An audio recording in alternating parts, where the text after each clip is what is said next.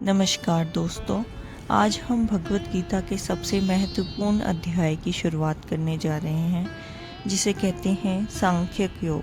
पहले अध्याय में हमने देखा कि अर्जुन युद्ध के मैदान में अपने ही लोगों को देखकर बहुत दुखी हो जाता है। वो डर, मोह और भ्रम में आकर कह बैठा, मैं युद्ध नहीं कर सकता। इस पर श्री कृष्ण क्या कहते हैं, तो आइए जानते हैं सांख्यक योग का सार, बहुत ही आसान और समझने लायक भाषा में।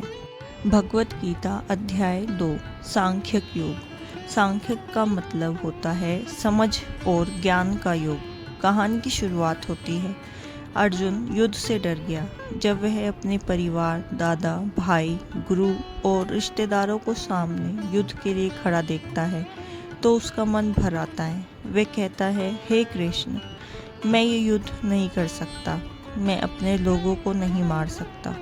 श्री कृष्ण कहते हैं, हे अर्जुन, यह कमजोरी तुम पर शोभा नहीं देती। तुम योद्धा हो, तुम्हें अपना धर्म निभाना चाहिए। श्री कृष्ण कहते हैं, आत्मा कभी नहीं मरती। आत्मा को कोई काट नहीं सकता, जला नहीं सकता, डुबा नहीं सकता।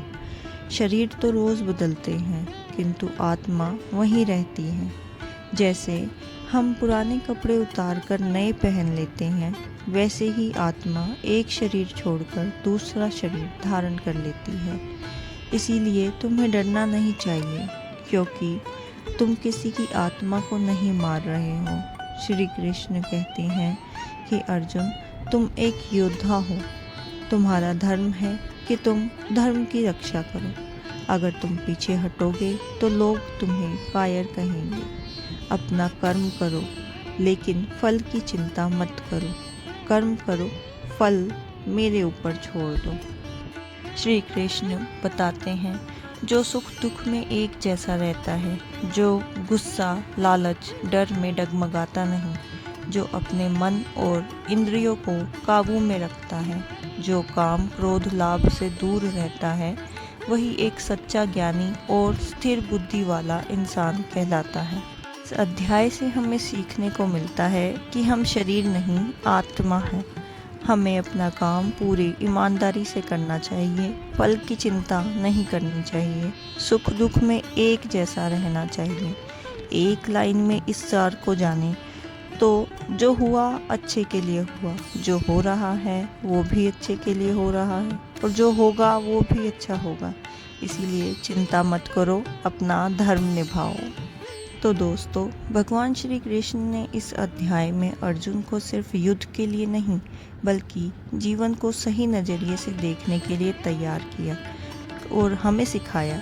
जो व्यक्ति सुख दुख, हानि, लाभ, जय पराजय में समान रहता है, वही सच्चा योगी है, वही जीवन में शांति पा सकता है। अध्याय 2 का यही संदेश है, कर्म करो, फल की चिंता मत करो।